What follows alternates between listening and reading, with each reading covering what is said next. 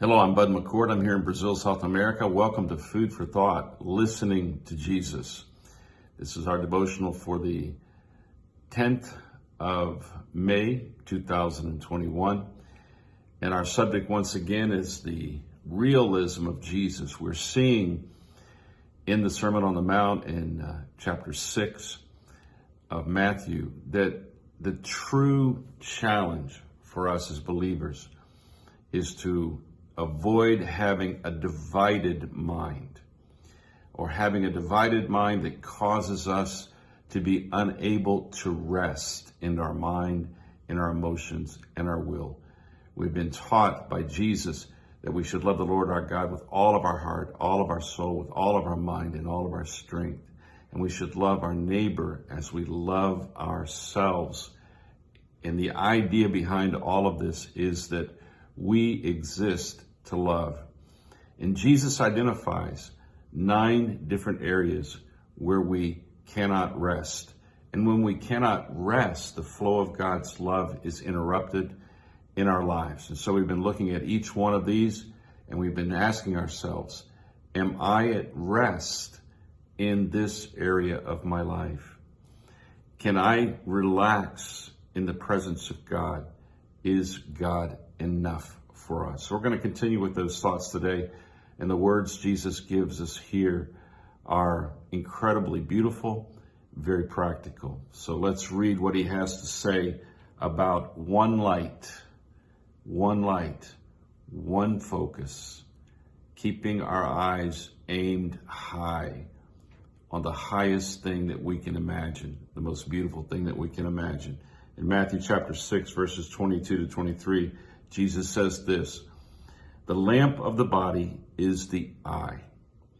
If therefore your eye is good, your whole body will be full of light.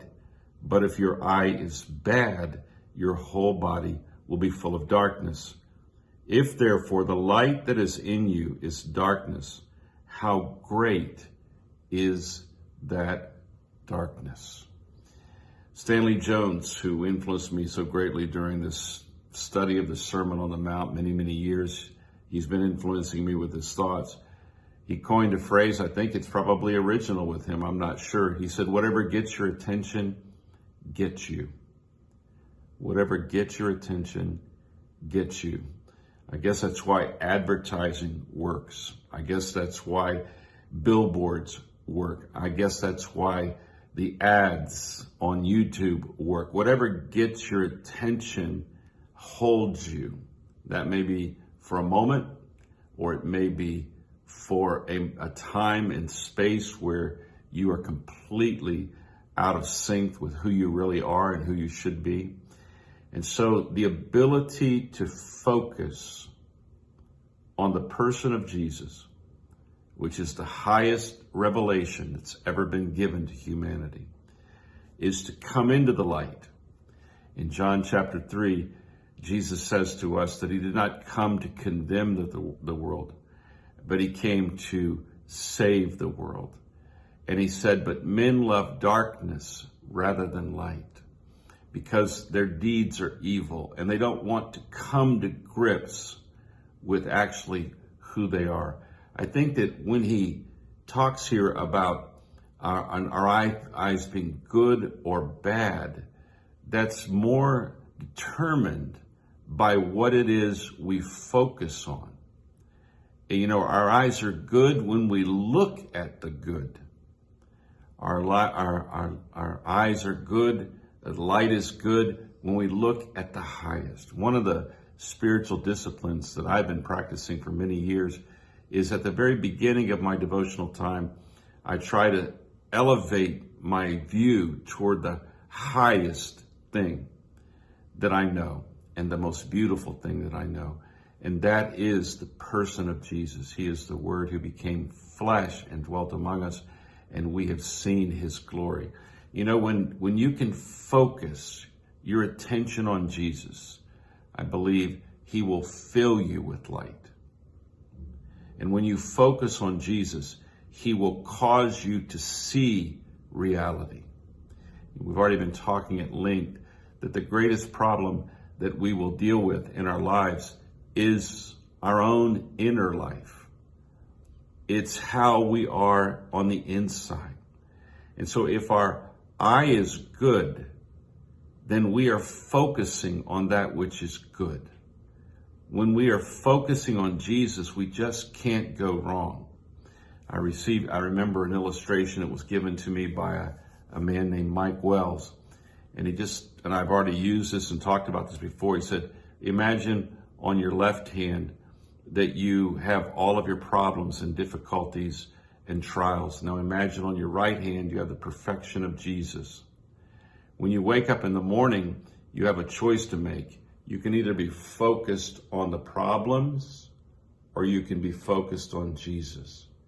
And so he taught me this little simple practice. He says, when you wake up in the morning, put your hand over your heart and say, Jesus, you are welcome here.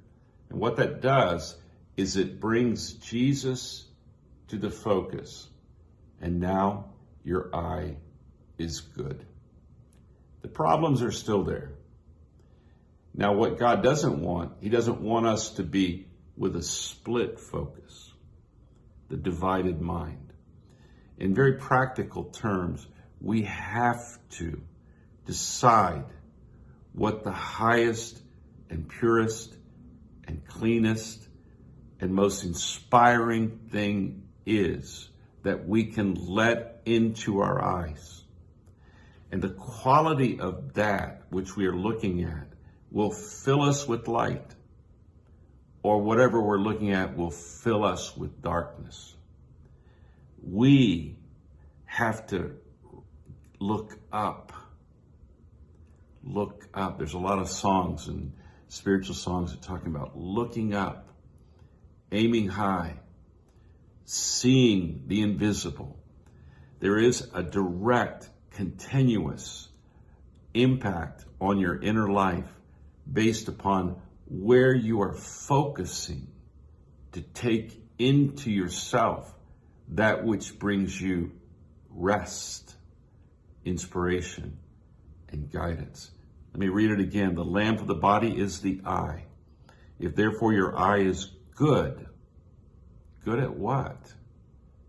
Good at focusing exactly on the highest thing that has ever happened in this world.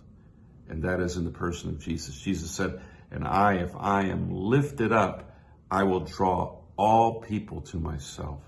That includes you. That includes me.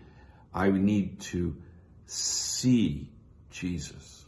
You say, but I don't know how to see Jesus. Well, I'll give you another little tip.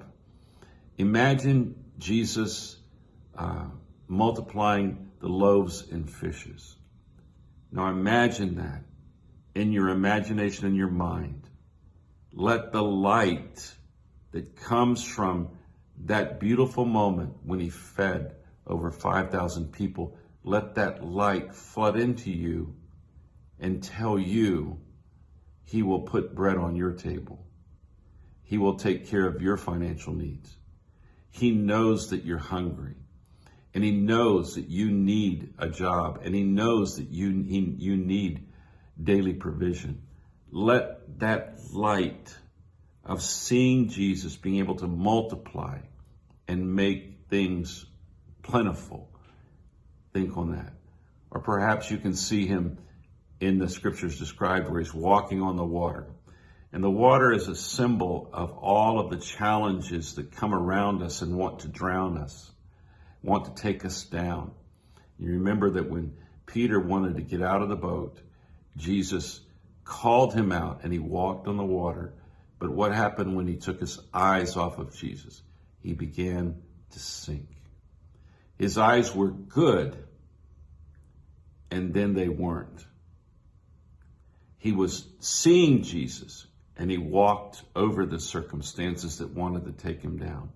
But the minute he changed his focus, whatever gets your attention gets you.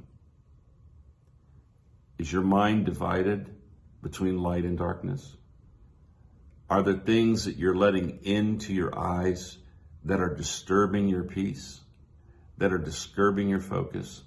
Then that's what Jesus means when he says, pay attention to that which inspires you to rest. Pay attention to that which inspires you to know the truth. In more simple terms, pay attention to Jesus. God bless you. Have a great day. Lord willing, I'll see you tomorrow.